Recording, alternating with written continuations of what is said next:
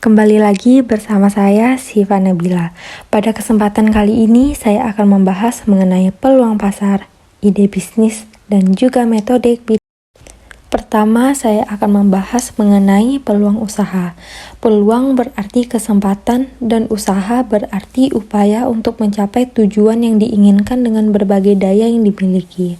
Secara umum, pengertian peluang usaha adalah sebuah kondisi yang dapat memberi kesempatan untuk seseorang, terutama pemilik bisnis, untuk bisa mencapai tujuannya.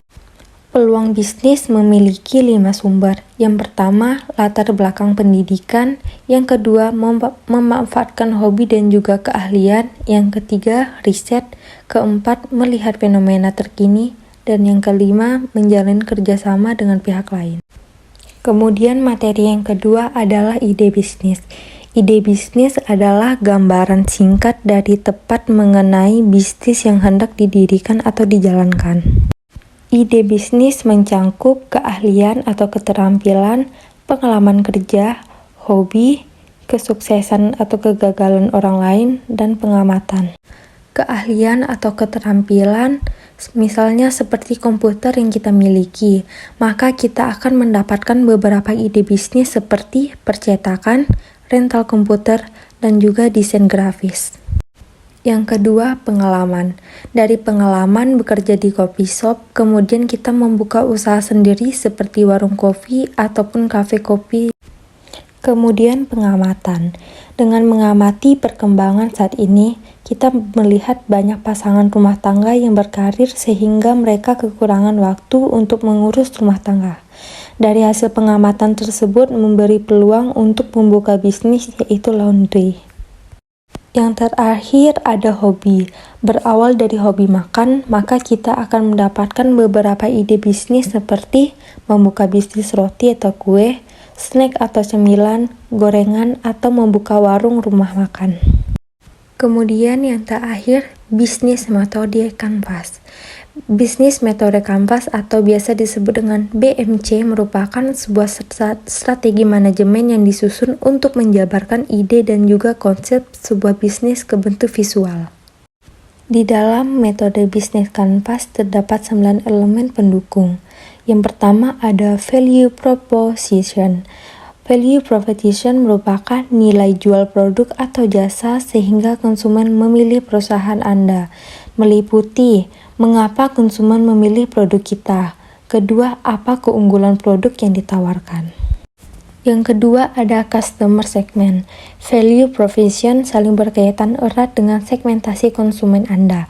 Target konsumen bisa dibagi menjadi berbagai segmen sesuai kebutuhan. Contohnya, berdasarkan usia, gender, hobi, maupun tingkat konsumerisme. Yang ketiga ada customer relationship.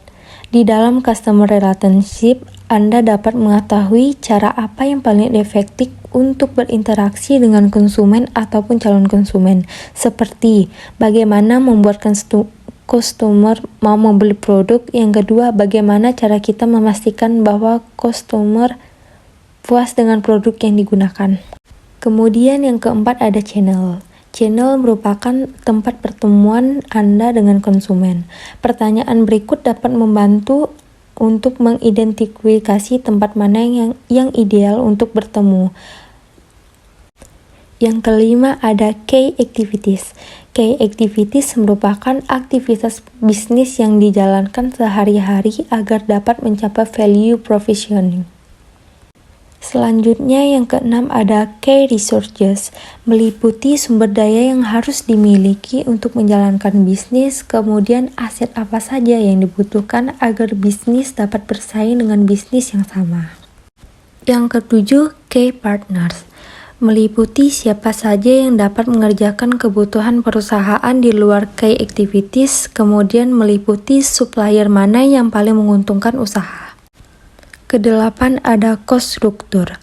Cost struktur merupakan skema finansial yang membiayai operasional di perusahaan, meliputi berapa uang yang harus dikeluarkan untuk melaksanakan aktivitas perusahaan perharinya, kemudian berapa biaya untuk sumber daya yang dipakai, ataupun berapa harga pemasaran produknya.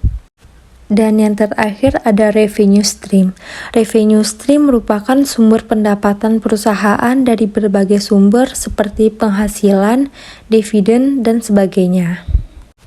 Berikut penerapan bisnis Canva pada usaha nugget ayam. Yang pertama ada value provisioning. Nugget ini diciptakan dengan berbagai rasa dan bentuk yang menarik. Yang kedua ada customer segment, meliputi toko frozen food dan anak sekolahan. Yang ketiga ada customer relationship, dengan melakukan promosi melalui sosial media, mengikuti acara seperti bazar. Selanjutnya ada channel. Penjualan nugget dilakukan melalui sosial media ataupun langsung ke customer. Yang kelima ada key activities. Bahan untuk pembuatan nugget seperti daging ayam, tepung, dan telur. Kemudian diolah, setelah itu dipromosikan melalui media sosial. Yang keenam, key resources, meliputi peternakan ayam, tempat produksi, dan juga modal. Yang ketujuh, key partner, meliputi peternakan ayam dan juga pemilik warung sembako. Setelah itu ada cost struktur, yaitu biaya bahan baku, biaya pengemasan, dan biaya transportasi.